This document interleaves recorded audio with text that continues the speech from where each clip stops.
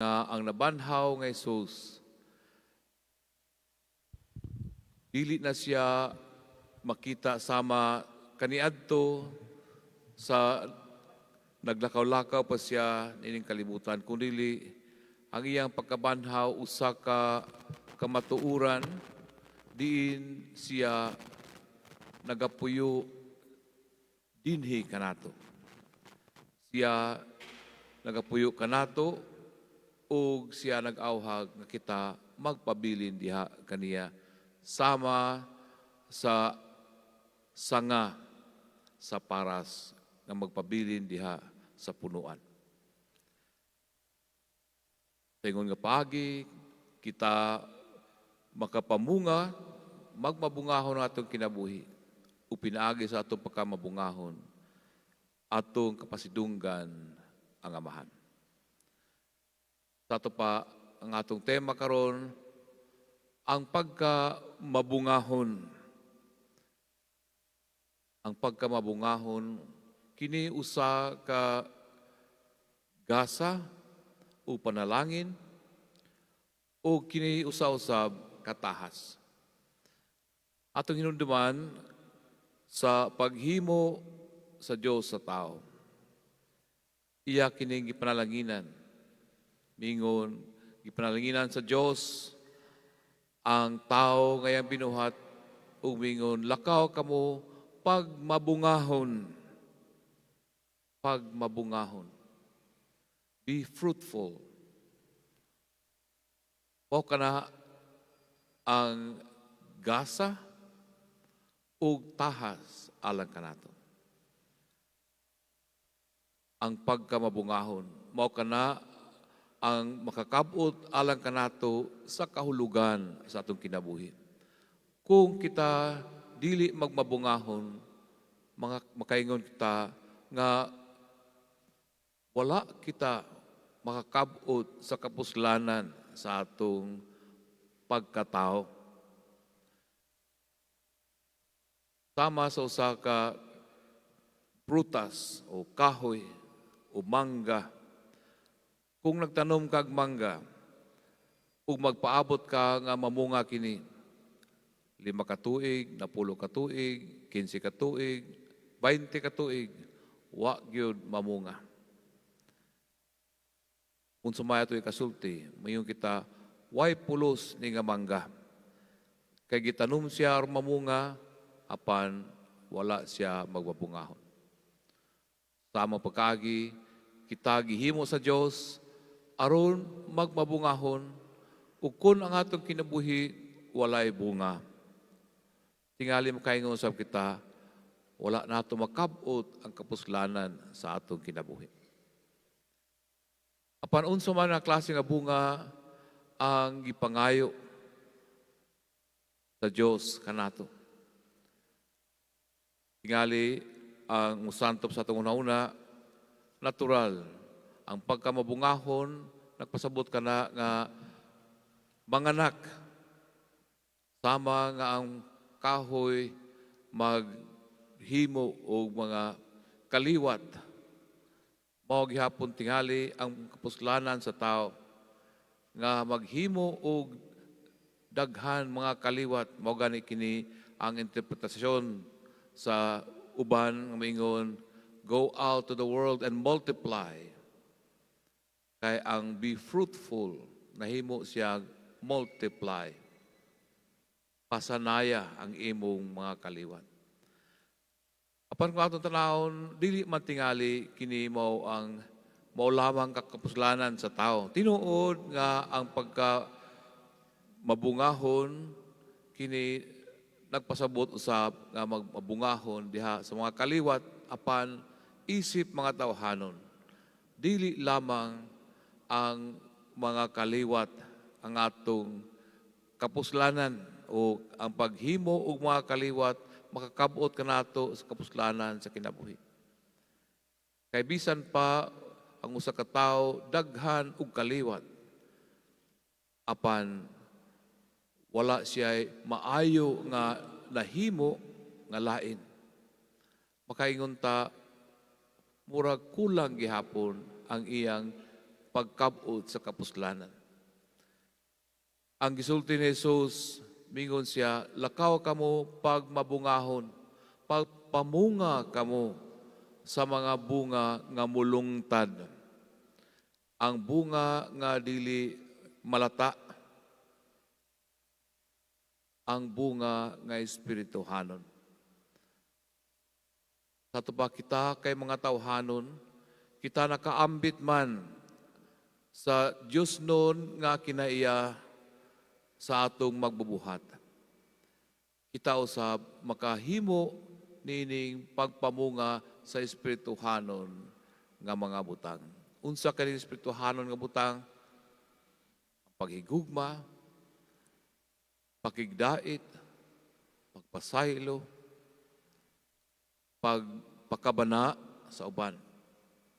Mao kana ang bunga nga gipangayo sa Dios kanato. Labaw pa kaysa pisikal lamang ang mga bunga, kita kitahasan sa pagpamunga sa espirituhanon nga mga gasa. Sa unsang pagihan nato makabot kini, mato pa ni Jesus, kung kamo magpabilin diri kanamo sama sa sanga nagpabilin diha sa punuan ug nagmabungahon. Kung kita mahibulag sa punuan, kita dili makapamunga sa atong kaugalingon. Kinahanglan nga kita nagpabilin diha sa punuan. Sa ato pa, kung wala ang Diyos, kung wala si Kristo sa atong kinabuhi, dili magmapuslanon di ay ang atong kinabuhi. Dili kita mahimo nga makapamunga.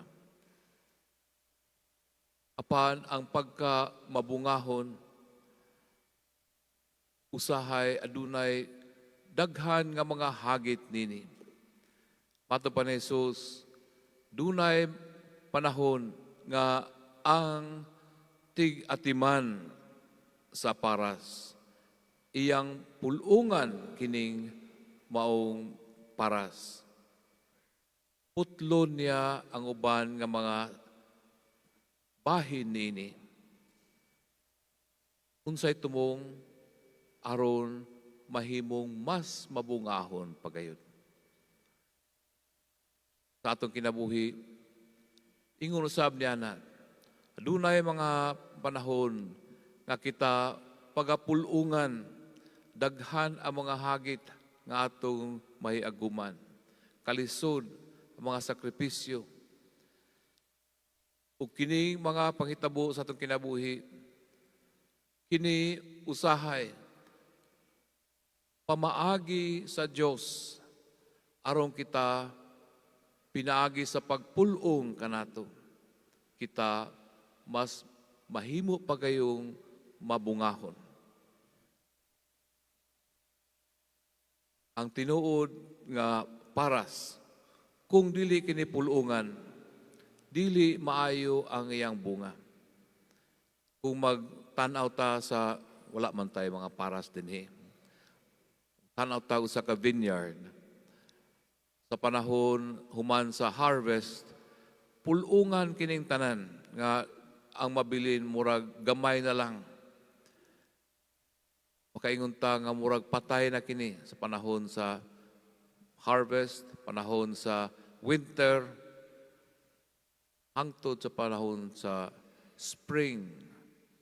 Mamuswak na pod kini o magsugod og pamunga. Mao nga kinahanglan nga pulungan gayud ang paras aron kini magmabungahon sa nindot nga bunga. Kay kung ang bunga nini dili na sumala sa iyang paghimo nini, makaingon ta nga kulang ang pagkamabungahon nini. Sama ro sab kung kita magtanom og usa ka kahoy ug ang bunga nini tinuod nga dunay bunga apan dili makaon tungod sa kaaslom tungod sa kapait, walay lami ang bunga. Dili mapuslan. Tinuod nagmabungahon, apan ang bunga walay kapuslanan. Mao na kinahanglan na kita magpabilin diha sa Dios. Taliwala sa mga pagsulay. Magpabilin kita diha kang Kristo. Kay siya ang punuan. Diha sa atong unang pagbasa, gisaysay dinhi ang kaagi ni San Pablo. Atong hinumduman si San Pablo sa Pariseo nga mao'y naglutos sa mga Kristiyanos tungod sa iyang kasibot, sa iyang paningkamot nga mahimong putli o magpabilin nga putli ang iyang relihiyon nga mao ang relihiyon sa mga Hudiyo. Nakita niya nga ang pagtulunan ni Kristo naghatag og kalubog sa pagtuo sa mga Hudiyo, mao nga iyang ipanglutos ang mga Kristiyanos. Ang uban iyang ipapriso, ang uban sama ni San Esteban iyang gipapatay. Usa kini si Pablo kaniadto ikahadlukan kini siya, ikasilagan sa mga Kristiyanos, ikahadlukan. Apan sa kita sa nahitabo kang Pablo, nakabig siya sa pagtuo. Tungod kaya nabanhaw nga Ginoo nagpakita kaniya ug nagkabig kaniya ngadto sa pagtuo. Mao nga sa dihang nahimo ng apostol si Pablo. Sa unang higayon, gidala siya ni Bernabe didto sa Jerusalem aron makigtagbo sa mga leader, sa mga Kristiyano, sa mga apostoles, sila San Pedro, San Andres ug uban pa. Ug ang mga Kristiyanos dito nahadlok kang Pablo. Tungod kay siya man lagi ang gikahadlukan nga manlulutos. Ang uban nagduda nga basin nagpa-Kristiyano lang siya. Apan siya usad ay ka-espiya aron maniid kung kinsa may mga Kristiyanos ug iyang ipadayon ang iyang pagpanglutos. Ang uban wala lamang magduda kundi buot mo patay kaniya. Mao nga namiligro ang kinabuhi ni Pablo dito sa Jerusalem. Si Pablo nasayod nining mga panghulga sa iyang kinabuhi. Ang sayon nga buhaton na lang kaniya mao nga mubiya ug iyang isalikway ang iyang pagtuo. Sayon kayo ang pag-surrender mingon di na ko magpadayon, puslan man nga patsyon naman di ay ta. Nagpadayon si Pablo. Nagpabilin diha sa pagka-Kristiyanos. Nagpabilin siya diha ni Kristo. Kay sayod siya sa kinahiladman sa iyang kasing-kasing. Si Kristo nagpabilin diha kaniya. Mga igsoon, si Jesus nagpahinduno kanato, pabilin kamo kanako. Apan ang labing lahom nga kamatuoran mao nga siya ang kanunay nagpabilin kanato. Bisan pa sa panahon nga ato siyang isalikway. Bisan pa sa panahon nga kita magduda kaniya. Bisan pa sa panahon nga kita dili na mutuo kaniya. Ya nagpadayon sa pagsalig kanato.